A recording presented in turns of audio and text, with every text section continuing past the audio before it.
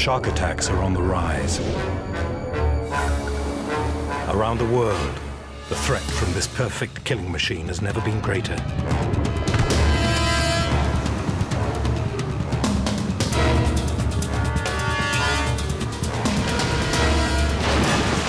So can humans and sharks coexist? Or should they be hunted down to make the sea a safer place? Tonight, we put sharks on trial.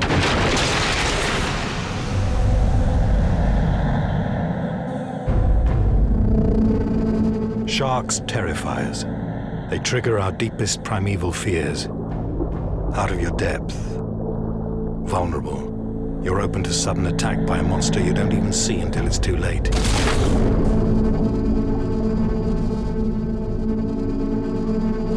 In 1975, the film Jaws seized upon our intense fear of shark attack and became a box office smash. Jaws hardened our attitude to sharks overnight. The world became obsessed with these super predators. Sharks became public enemy number one. To many people, it became science fact, almost like a documentary film wrapped up as a movie. It's driven this almost passionate hatred for sharks, almost the exact polarised opposite of those of us who have a passionate love for them, and that's been extremely damaging. The impact of Jaws still lingers today, powering our fears that a shark may strike anytime, anywhere. After finishing university, Jo Ballantyne from Kelso, Scotland, decided to go travelling. On Australia's Gold Coast, she worked at a water sports centre on the Nerang River. Nerang River is a quiet place, fairly wide river, very dark waters, but very tranquil. Before continuing her journey, she decided to go for one last swim. When I was just swimming across and about halfway, I felt a huge, massive force just hit the side of me. That's when I knew straight away exactly what it was for something that powerful to actually throw me across the water. And it shook my leg, it must have been just seconds, and then let go. And that's when I saw just blood around me. Jo had been attacked by a 2-metre black-tip whaler shark. It was almost like someone had sliced me open with a Stanley blade, and where the shark had actually shaken its jaw, that was very much a mess. And it was just millimetres from my main artery, so you could actually see almost the insides of your leg. Jo recovered from her injuries, but to this day she lives with the attack. Every time I get in the water, no matter where it is, it still petrifies me that I will be the unlucky one, that it could attack again.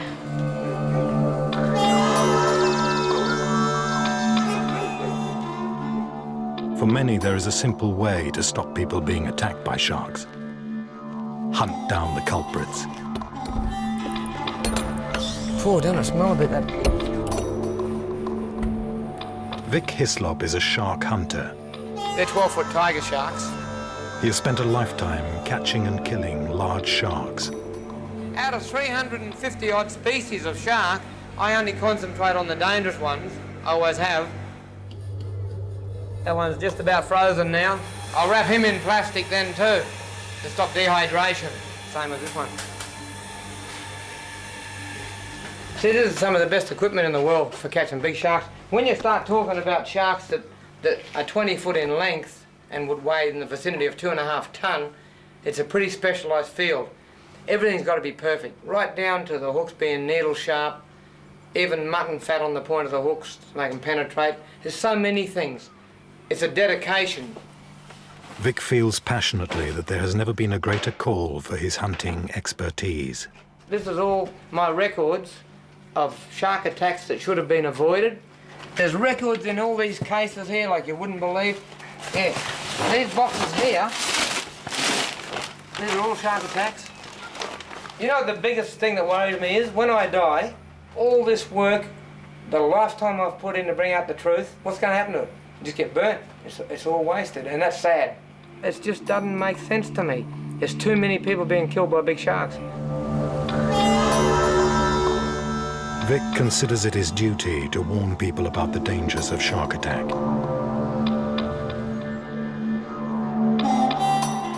His shark show highlights the threat he believes they pose to humans.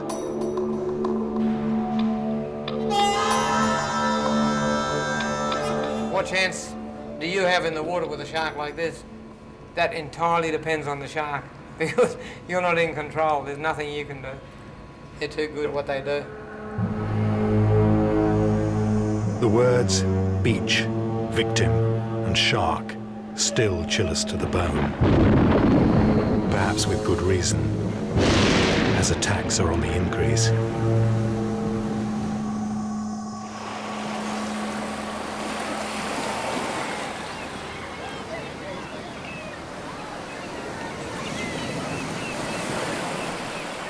On Australia's south coast, the good weather of the Christmas holidays sees people flock to Adelaide's West Beach. The Gullberg family from Sweden had just arrived in the country. It was their first visit to the beach. Yes, I was lying on my back, on my elbows, you know. So I just had a good view over the ocean and the kids. And I was a bit annoyed. I remember that because there was a boat and the engine was just going on and on and on, and they moved around and there were a few guys in the boat. 18-year-old Nick Peterson and his friends were towing each other on a surfboard behind a boat, just 300 meters from the shore. It was just like a perfect day, quite similar to today, like really warm, not a cloud in the sky, and the water was just crystal clear. On the boat, the boys were deciding who should go next on the surfboard. Nick had come from the driver's seat to the very end of the boat, raced there, taken his shirt off, and then looked at me and said, "Oh, do you want to go in next?" And I could really tell with the enthusiasm in his eyes that he just really wanted to go in there. So I was like, "No, mate, you go for it." And so then he's just jumped in, and then I have just seen this really big grey object. Then I suddenly saw a big fish just jumping out of the water and splashing and just behind the boat. I've heard this really, really ear-piercing scream, and then I've seen Nick and the shark much higher than the boat, just launched up. And then I realized that the boat engine was down and the guys in the boat had some oars or paddles and they were trying to hit something. We tried to do everything we could. I mean, we hit it with oars, called OOO, which is the emergency number here. But apart from that, there's not a lot you can do, especially if the shark is bigger than your boat. And just after that, it's calm, just calm. And then I've just seen it with Nick's arm in its mouth, just going really, really slowly, just gliding through the water, and it was just so surreal, and we just didn't know what to do. Nick was eaten by a 5.5 meter great white shark. His remains were never found. After the attack, there was much debate. Should the killer shark be hunted and destroyed? They don't want to kill it because they don't want to upset some people. Well, what's more precious, shark life or human life? I mean, you have to weigh it up. Any shark close in waters posing a threat to human life should be destroyed. I mean, what would be wrong in a case like that with bringing in the army from a helicopter and shooting the bloody shark? But because we've been so conditioned, we suddenly think that shark's got all this right to life. There is something wrong there. Surprisingly, Nick's father took a different view. We do not advocate indiscriminate killing of sharks. They're to be admired and appreciated and respected, and Nick knew that. Would you be so compassionate if it was your child? It's a controversial question. Do sharks have a right to live in areas of the sea where they pose a deadly threat to us?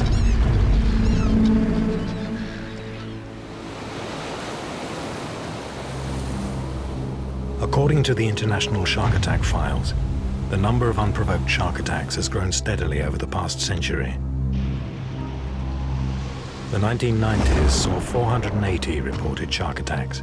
Since 2000, there have already been 327, a 35% increase. Are sharks guilty of becoming more bloodthirsty? Or could there be other reasons why more people are being attacked?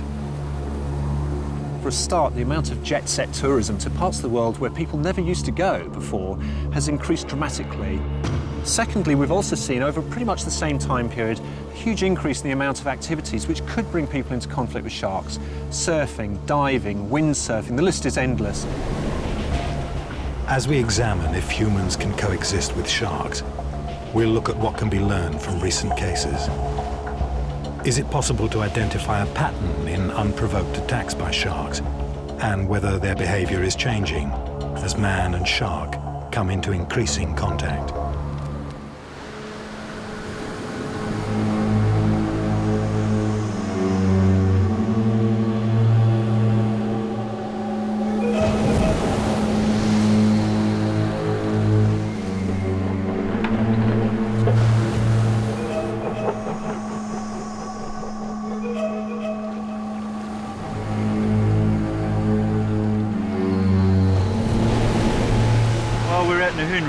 East London, South Africa.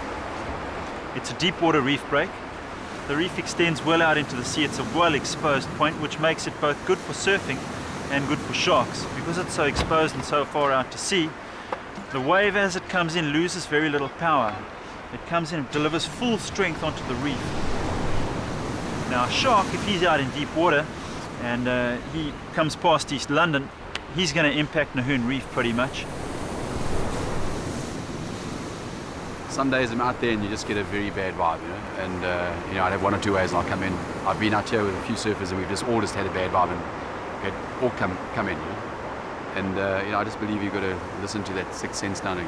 This place, as Nick told you, is kind of notorious, so there's always it's always on your mind because of the amount of incidents that happen. So it's like going for a walk to a game reserve, you know.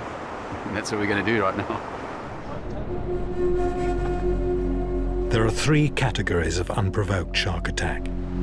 By far the most common is the hit and run. Jesus, Father God, Holy Spirit, I just thank you for this lovely day at Nahoon Reef, Lord. And as we paddle out, Lord, I pray the blood of your protection over us, Father, each and every one of us, and in Jesus' name, amen. Amen. Bless you, Koch. Have a good one, brother. Hit and run attacks occur mainly in the surf zone. Since 1980, sharks have attacked over 350 surfers.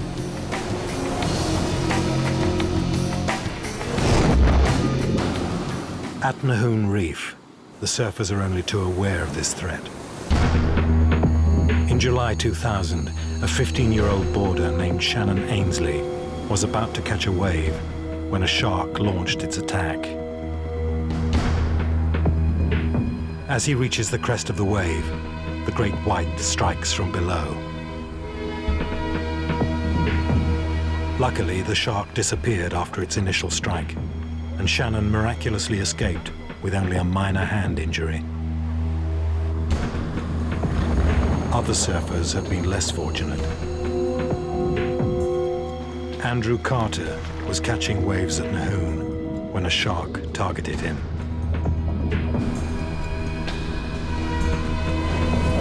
Using sensory cells that run along the length of its body, a shark can detect vibrations in the water caused by the erratic movements of injured prey or swimming humans. Once stimulated, the shark's brain is able to pinpoint the direction and distance of its target and home in. The shark that sensed Andrew was a great white. I'd been out in the water around 20 minutes. I'd just caught a wave, then I was paddling back out to the outside, pretty much out there. And without any warning, I was just suddenly hit from my left-hand side tremendous impact. It pulled me right out the water, and the shark had my leg and my surfboard in a sandwich. You see the weight of the shark still holding on to me, pulled me underwater with it. Feeling of helplessness. You can't even fight back. You're in deep water and this thing's going to eat you alive. It was absolutely horrific. I was holding on the board so tightly that when the shark opened its jaws to get a bigger bite, I literally popped out of its mouth, and the buoyancy of my board bounced me up to the surface, and then the luck of the draw, this wave broke, and it was in a split second. It was turn around and caught it, and I'm pretty certain that if I hadn't caught that wave, I would have been right there. The shark would have come back and probably would have been history. The whole way in, I was just thinking, I was just waiting for it to happen again. And it was only literally when I got right onto the rocks and I could see the rocks underneath me that I just had this unbelievable elation that I was actually safe. I was going to get away from it. Then I lay down, and that was kind of where the first time I thought, right, now how bad have I been bitten? And when I turned around and I saw this like red line of blood behind me, I was like, okay, this is pretty serious. It took just one bite to inflict a wound that needed over 250 stitches. As you can see by the bite on the surfboard here, I was lying on the board, so it actually matches the bite on my leg, matches the bite on the board. The bottom of the jaw was on the surfboard and the top of the jaw went around the back of my leg. So from my hip to my knee, the back of my leg here was bitten to the bone and pulled open. Most hit-and-run attacks may actually be a case of mistaken identity. As it approached from below, the great white that attacked Andrew could have seen a familiar shape on the surface, a shape similar to a prime food source, seal.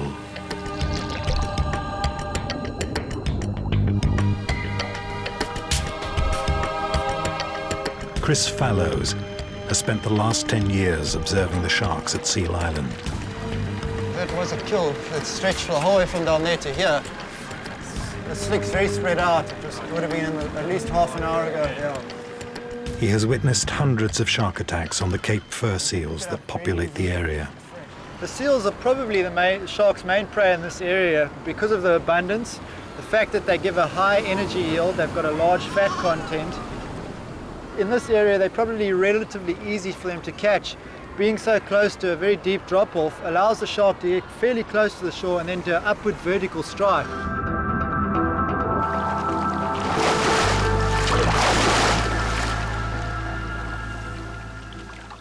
Sharks occasionally mistake surfers for seals.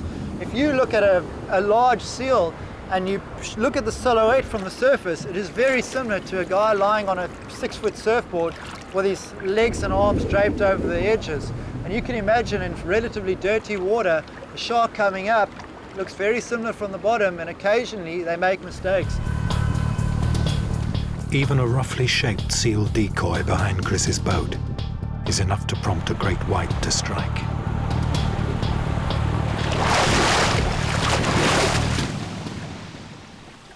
Chris Sullivan finds it hard to believe he's still alive, and he's got more than 200 stitches in his leg to remind him of the day he battled with a great white shark and won. I smacked it one, and every time it came at me after that, I just hit it one, and it like it happened in real life, it buggered off. British surfer Chris Sullivan became a hit-and-run shark victim while on holiday in South Africa. Absolutely beautiful, mate. It really is. It's amazing. It's just like I've got a mountain on one side of this house and a beach on the other side, and it's just superb, mate. It really is. And the people are chilled and everything. The sharks are a bit hungry, but I can just remember pulling my leg out of the shark's mouth and feeling it just going through like that. But again, it was detached. There was no pain. I don't remember feeling pain. And I just remember there was a slight bit of resistance, but not much at all, as a leg just pulled through its teeth like that. The skin was all sort of open like this. It put a groove in the bone, and you could see all the bone and everything on the beach. And then obviously it took a chunk here, and they had to take a skin graft from here to put on there. Chris believes that as soon as the shark bit him, it realised it had made a mistake.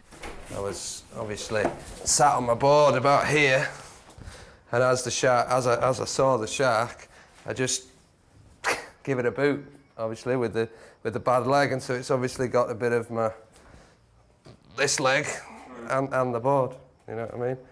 And I think it's obviously getting a taste of the board, taste of the wetsuit and everything. It's just thought, that's not right, you know?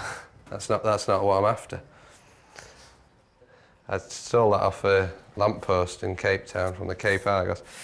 I stared into jaws of death. I never said that, by the way.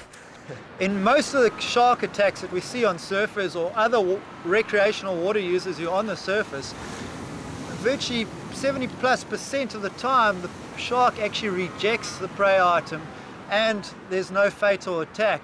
So it's showing that these animals have realized they've made a mistake and are actually letting the prey item go. Obviously, a white shark is an immensely powerful and large animal, and even an investigatory bite can sometimes be fatal. While Andrew Carter received first aid following his attack at Nahoon Reef, his fellow surfers noticed that the shark had targeted another victim. One of my friends arrived, he'd been in the water, he came running over after he got out, and I remember him telling me that somebody else had been bitten.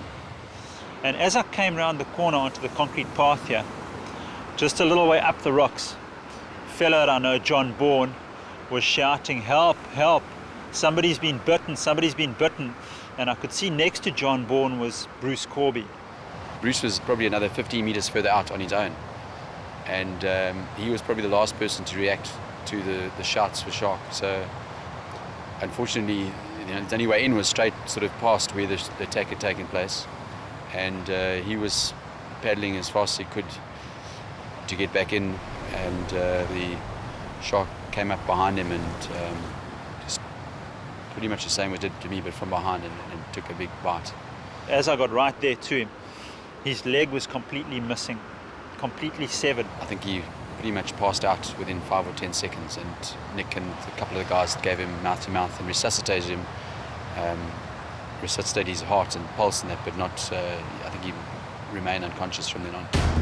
Bruce Corby suffered massive blood loss and later died in hospital. The double attack had a lasting effect on the Nahoon Reef surfers.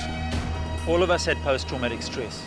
Some guys have, surfed a bit less since then, surfed a bit less, don't surf anymore. Some guys have got out the water. I surf here plenty. I love this break. I can't leave the sea. The sea is for me, I'm for the sea. And sharks, this is their territory. I'm a visitor in their territory. I take the risks as they come. Like I say, I'm a visitor, he belongs there. He gets first say. Hidden beneath the sea, much of the shark's world remains a mystery. Though most spend their lives cruising the oceans alone, sharks do congregate in favored hunting areas, gathering groups to mate. And females converge in nursery grounds to give birth. When humans stray into these areas, they might fall victim to territorial behavior. And the results can be devastating. In this situation, is it really fair to say the shark was unprovoked? Hit-and-run attacks may simply be a case of mistaken identity. But what about when the shark comes back for more?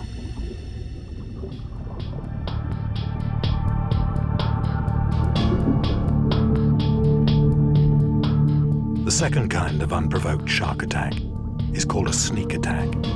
A sneak attack will happen suddenly, and unlike a hit and run, the shark returns to bite its victim repeatedly.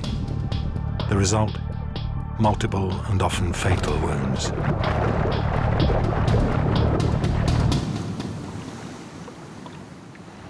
Sneak attacks usually take place in deeper waters, and victims tend to be swimmers, or more often, divers. Abalone is a highly prized shellfish.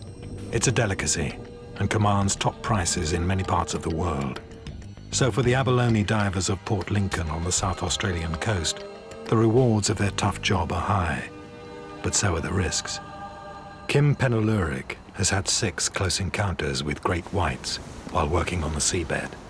I'm out on this rubble in 60 feet and one came up to me, and it was just, you just couldn't believe your eyes. You're thinking, you know, was it a dolphin? But no, it wasn't. It was the big one, and it was huge. Divers who commercially harvest abalone do tend to sometimes figure relatively highly in some of the attack statistics for some parts of the world. They're diving in places where often, you know, the whole methodology of going about their work puts them at risk of being spotted by white sharks and potentially being investigated or bitten by them. They go out right onto the edge of your vision, and it turns and comes back. And as those big teeth come past you, you're just looking, whoa. And usually they come up pretty close, so you get a really good look at what's happening. And after he's done it 3-4 times, you're starting to get really rattled. You are rattled, and there's nowhere to go, and nothing to hide behind. Great whites have exceptional sight, and they see in colour. Their long-distance vision is so good that they can spot a diver long before he sees it. I might have seen 6, but there could be 60 that have seen me. I often feel that they're just waiting for you to jump up off the bottom and sort of head for the surface, which make you easy target. The threat to spear fishermen is at its greatest once they have speared their prey. A shark can sense the blood and distress signals of a struggling wounded fish from up to 5,000 meters.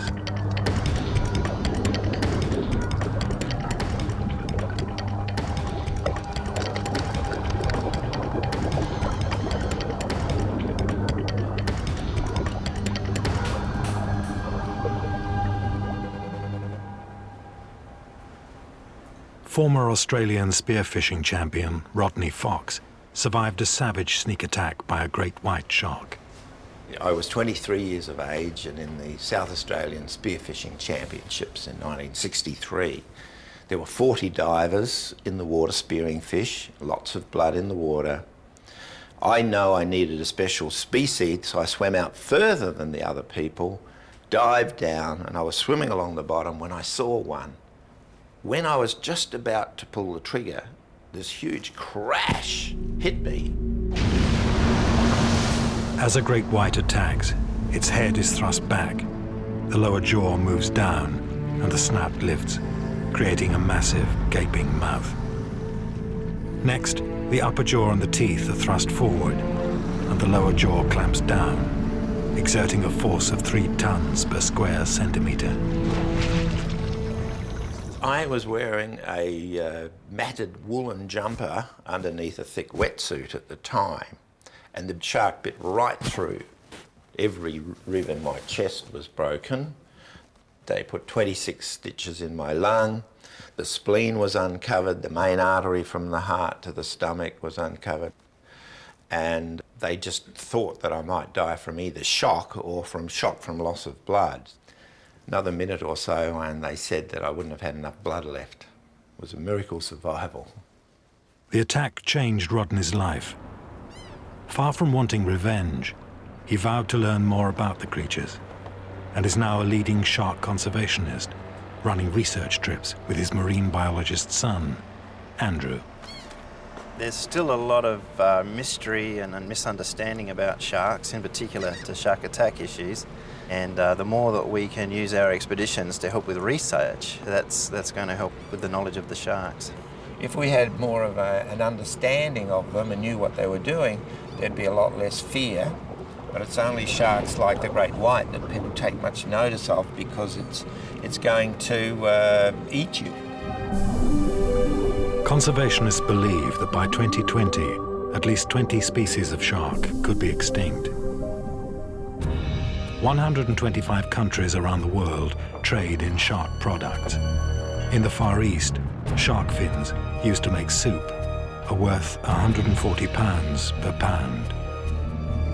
In the last 50 years, the slaughter of sharks has risen by 400% due to hunting and indiscriminate fishing techniques. It's staggering when you see these animals actually piled up on the side of fish markets. And this is just at individual ports around the world. Put it all together to make that figure a conservative estimate of 100 million each year, and the risk of extinction for some species of sharks is growing closer every day.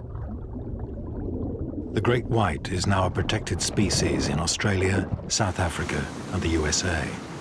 It is a criminal offense to kill one. Even if a great white kills a human, it is let off.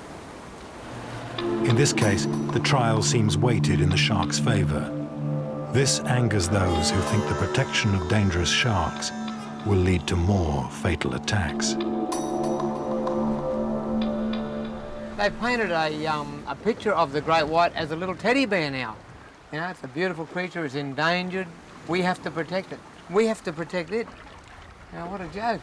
The way it's going, with no responsibility to killer sharks, that means they're not being removed at the site after somebody's killed. That's the only chance we got of removing them.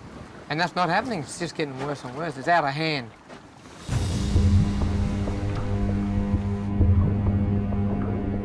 For the victim, the third type of unprovoked shark attack is the most terrifying of all. In a bump and bite attack, the shark will first circle and bump its prey before moving in to strike repeatedly. Bump and bites are nearly always fatal.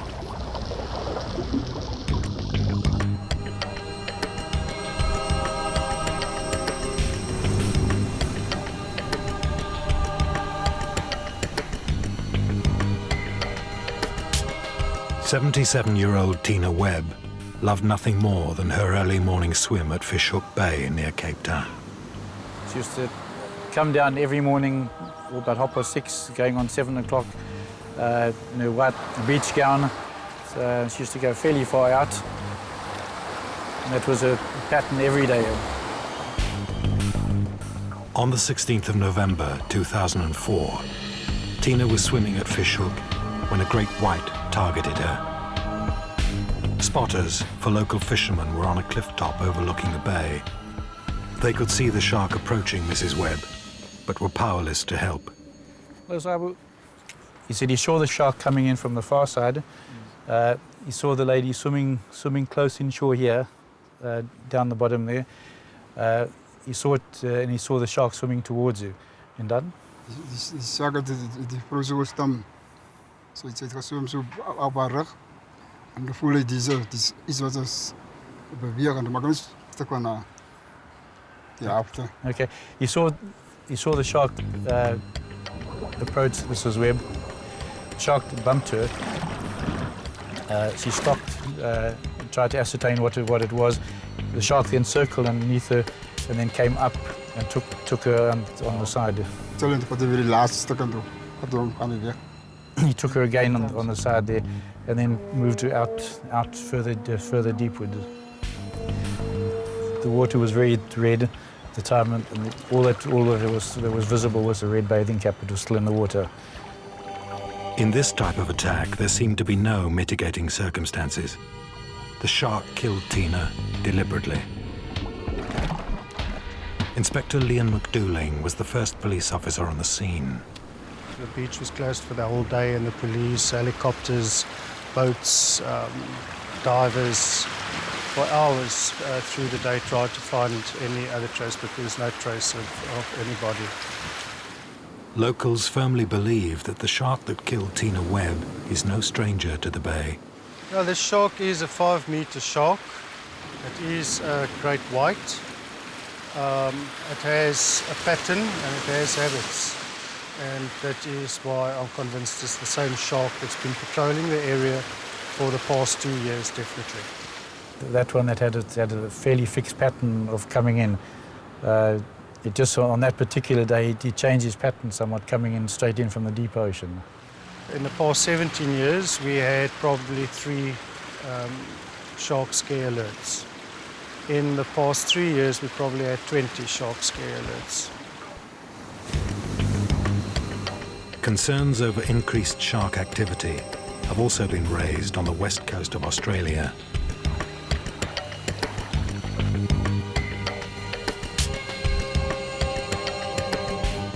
Lawyer Brian Sierakowski and his friend John Hanrahan were enjoying their regular early morning paddle on a surf ski at Perth's Cottesloe Beach. We were out about 200 metres off this groin here, waiting for some swell to come through so we could catch some waves. when the shark attacked from the shore side and actually lurched itself up onto my ski, which is 18 feet long. It was like a pencil in its mouth. I was just forced off my ski and into the water. And I came up. So I can remember saying, please don't eat me, please don't eat me. The two men were rescued by fellow surf ski paddlers, and as the shark circled close by, made it to the safety of the beach.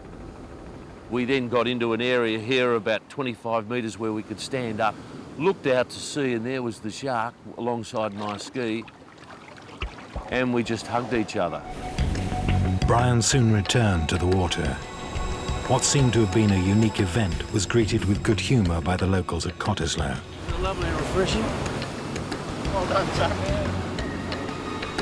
But just 3 years later, the mood turned sour.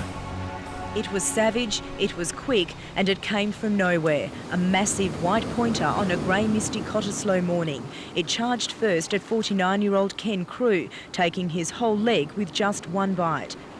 Father of three, Ken Crew, was a member of the POD, a group of Perth businessmen who swam every morning at Cottesloe Beach. I remember Ken saying to me just before we went in, you know, I think there's something out in the water, and I said, oh look, it's probably only a dolphin or a seal because you get a few of those around. Look, let's go. So we went, started swimming down, and Ken's a fairly strong swimmer, so he was probably in front of me. The next thing I remember is just seeing a mountain of water go up in the air and him coming down, and there was just that sort of brownish red colour in the water. Inflicted 3 enormous bites on Ken, taking the calf muscle, then the thigh, the whole of the left thigh, and then his right leg, just ripped it off. With that frenzy that was going on, it then turned on another. All I recall was that there was this big dorsal fin coming towards me. Because he was in not much water, was turning on his side to get a grip at me, and had my left foot in his mouth. So I pushed with my other foot, my right foot, and yanked it out, and then managed to back out of the water. Fremantle lawyer Dirk Avery made it to shore with deep wounds to his feet. Tonight, he's in a stable condition. Mr Crew's wife Robin and... A second attack so close to shore prompted fears that a large shark had returned to Cottesloe and was targeting humans in a worrying departure from normal behaviour. It clearly knew what it was after. If that shark becomes a rogue shark and becomes territorial and enters a swimmer's beach, then you've got to do something about it, particularly if it stays around for days, which it did. It sounds like an idea straight out of Jaws, but 2 more fatal attacks in Western Australia on surfer Bradley Smith and boat skipper Jeff Brazier have made people ask, do rogue sharks really exist?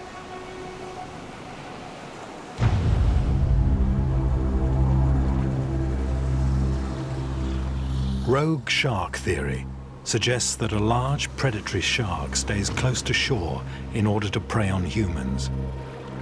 There is little evidence to back this claim. But recent tagging of great whites has uncovered interesting results about their movements. They tend to fall into 2 camps of behaviour. They will roam far and wide, literally thousands of kilometres in some cases. They also, though, will show short-term residency at selected sites. Often the same sites being revisited year on year, often on the same week of each year, by the same sharks, coming back there for whatever reasons. Now, that does not mean that that particular shark returning to the same place again and again suddenly is a rogue shark, because shark attacks would be occurring in the same places all the time if these rogue sharks were always going back there, particularly with human beings being such a vulnerable prey species to take out. The jury may be out on the issue of rogue sharks, but there is a concern that our own behaviour may be responsible for increasing shark attacks. It's a view held by shark victim Chris Sullivan. He has taken to the water for the first time since his attack, joining Chris Fallows at Seal Island. Very little seal activity, eh? Look on the left side. Yeah, there's a definite kill. What effect is man having on the behaviour of the great whites in the area? And the problem is there's been huge amounts of fishing going on. Yeah, I've heard that. So they've wiped out the usual prey species of the white shark, so it's going to be a big problem. And You know, it's one of the things government really needs to address. It's certainly not going to mean they're going to change their diet. You know, this is an animal that's been around for several million years. But they're going to have to probably work harder to find their natural food source and probably move into areas where they weren't going into before. It's not the shark's fault, it's our fault. It's our fault for interfering with nature. There may be more obvious ways that we're encouraging sharks to see us as prey. People go out of their way to get close to dangerous sharks. Shark tourism is booming, and thousands of people have experienced the thrill of cage diving with great whites. The sharks are often lured towards the people by pouring a blood mixture called chum into the sea. In South Africa, many surfers believe that this practice could be encouraging sharks to associate humans with food. I believe that a lot of surfers think that that has got something to do with it. Either with the fishing or with the shark diving and the chumming of the water and sharks associating people with blood and food and stuff. And they're looking around and seeing these things with 2 legs and 2 arms. Hey, there's got to be some food around here somewhere. Bang. The fact is there's no evidence that that's actually happening at all. Shark attacks on that part of the coast have been happening for decades and decades, long before people were actually going out trying to view white sharks or trying to bait them in with charm or baits to view them. Man and shark seem destined to be locked in conflict. So are there solutions that can save lives? In the past, the only way to reduce attacks has been to protect beaches with shark nets. But nets also kill other forms of marine life, such as turtles, dolphins, and whales. For decades, science has been searching for new technology that will provide an alternative to netting.